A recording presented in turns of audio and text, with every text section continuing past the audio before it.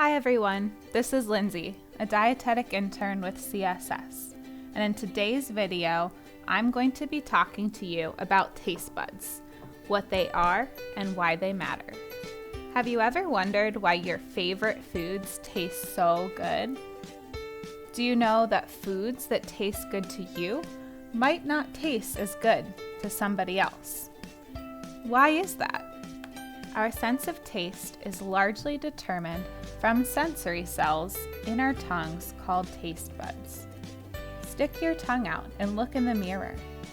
Do you see all of those tiny pink bumps that cover your tongue? Those are called papillae. And inside of those papillae is where all of your taste buds live. You have had taste buds for your whole life, but they have changed over time as you have tried new foods over and over again. How do taste buds work? When we eat food, the food touches tiny little hairs in the taste buds, and those hairs send messages to the brain about how that food tastes. Is it sweet, like a cookie? Or maybe sour, like a lemon or an orange? Is it salty, like a pretzel, or bitter, like coffee and chocolate? The fifth taste is called umami, which describes a savory taste. We can taste umami in foods like meat and meat broth, as well as soy sauce. Although each part of the tongue has receptors for each of these 5 tastes, there are more receptors for each taste on different parts of the tongue. For example, there are more receptors for foods with a sour taste on the sides of our tongue. That explains why we push the sides of our tongue to the roof of our mouth when we taste sour foods like lemons. Now, how many taste buds do we have that do all this hard work to help us taste our food?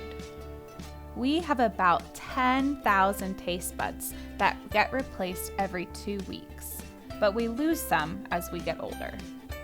Although there might be a lot of taste buds helping us taste our food, our sense of taste is not just all about the taste buds. Our noses are very important in this process too. There are special cells inside of the nose called olfactory receptors that help us smell and taste our food. As we chew, the foods we eat release chemicals that travel up into the nose and trigger these special cells in the nose. The special cells work together with our taste buds to tell our brain what our food tastes like. How can we know this is true? Let's watch this video to see what happens when you plug your nose when you eat your food. Would you mind taping your nose? Excuse me?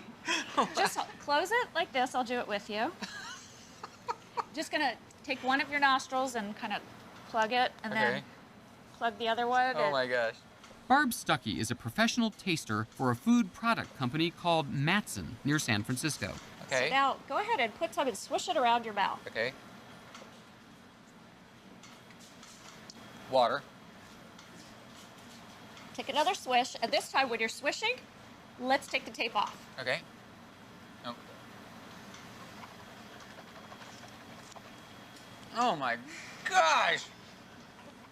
It turned into brown butter. Most of flavor comes through your nose. Freaking me out! Wait a minute, but it was inside my mouth. I couldn't have smelled it. Oh, yes, I could. Inside our mouths, there's a back channel to our smell receptors. Volatile molecules, or vapors, rise off food in our mouths and trigger our sense of smell. But if your nose is blocked, the vapors aren't pulled up into the nasal cavity and you don't smell them. It turns out our nose plays a big role in the creation of flavor, the total experience of food. It feels like the flavor is coming from your mouth, but in fact, it's coming from your mouth through your nose, and the aromas are detected in your nose. And smell isn't our only sense at work. Barb asks me to try a new juice they've just created. It's definitely not fresh squeezed. What would you say if I told you that was apple juice? Wait a minute. You're doing some kind of brain meld on me. Yes, but this is clearly orange juice, but it tastes like apple juice. So what have you done here? All we've done is taken apple juice and added a little bit of orange color. You're kidding. So it looks like orange juice. Gosh, I'm such a sucker. I can't believe I fell for that. It's perfectly good apple juice. It's very good apple juice, yeah. Barb says not only smell and vision, but even sound can influence taste. So I'm blindfolded to see if cold water sounds different from hot water. Wait a minute! I could tell that the second one was hot. How could I tell that the second one was hot? All right, take your blindfold off. The second one was hot. I know, I could hear that it was hot, but that makes no sense. It had a hot water sound. Believe it or not, hot water has a different pitch when it hits the cup than cold water does. Everyone gets it right. Sound gives us information about not just temperature, but freshness, crispiness, crunchiness, texture, fat content. You don't actually put thought into the sound these foods are going to make, do you? Of course, very much so. Here at Matson, they're trying to make treats so delicious that you will crave them and buy them. And honey, there's no fat or no sugar. To do so, they use their understanding of how flavor works and food science to engineer flavors that appeal to all your senses. Flavor, that concept, comes through many different senses. Really, when you're experiencing food and you say you like the taste of something, you really like the way it looks, the way it feels, the way it sounds, the way it smells, and the way it tastes. So we see that all 5 of our senses work together to send signals to the brain so the brain can process what our foods taste like. But most importantly, when determining taste, it's our taste buds, our nose, and our brain working together to tell us what our food tastes like. But what about that question we asked earlier? Why do some foods that taste so good to me not taste as good to you? This may be because you're a super taster. Super tasters have a stronger taste of some of the flavors we talked about. Let's watch this video to learn more about super tasters.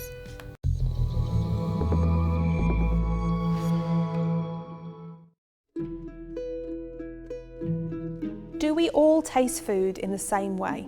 When I taste a strawberry, does it taste exactly the same as when you taste it? Well, chances are probably not. Some people have a heightened sense of taste and a higher sensitivity to the 5 flavours we know as salty, sour, sweet, bitter and umami. Those people are known as super tasters. Super tasters have a super sense of taste but are particularly sensitive to bitter substances. They can have double the amount of taste buds as the average person. Each taste bud is composed of 50 to 150 taste receptor cells. Taste buds are located on either side of the papillae, those little bumps that cover the surface of the tongue. When it comes to super tasters, we're interested in the papillae at the front of the tongue called fungiform papillae. They get this name because when you magnify them, they look a little like mushrooms. Super tasters have smaller and more tightly packed fungiform papillae, so they're more sensitive to taste. And it's not just taste. Because these taste buds respond to other physical stimulations, super tasters are generally more sensitive to pain. To find out whether or not you're a super taster, there's a simple test which you can perform. On the internet, you can buy packs of strips impregnated with a chemical which super tasters find really bitter. This chemical is called PTC, or phenylthiocarbamide, which contains a thiourea group and a phenyl ring. Only a tiny amount of PTC is contained in these strips, as in larger quantities it's highly toxic. If you pop one of these in your mouth, within a few seconds you'll find out if you're a super taster. If you taste a bitter compound really quickly, then you are. If you detect a hint of bitterness, then you're a moderate taster, and if this just tastes like paper to you, then you're a non-taster. As a rough estimate, about a quarter of the population are super tasters, another quarter are non-tasters, and half are moderate tasters. But taste sensitivity varies. Women are more likely to be super tasters than men, and so are people from Asia, Africa, and South America. This test works really well with a group of people, as you can get them to pop the tasting strip in their mouths at the same time and note their responses. So what do you think? Could you be a super taster? As a super taster, some flavors and tastes, like bitter and sweet, will be stronger for you than for other people. This is because you might have twice the number of taste buds than the average person. If you don't have a super taster test handy, then maybe grab one of these foods. Broccoli, spinach, coffee, and chocolate are all bitter foods. If they taste really strong to you, then you might be a super taster. But whether you are a super taster or you aren't, you can see that we each have a unique sense of taste that is determined by many different parts of our body working together. Our taste buds, our noses, and our brain, and even our eyes and our ears work together to help us experience a world of taste and flavor.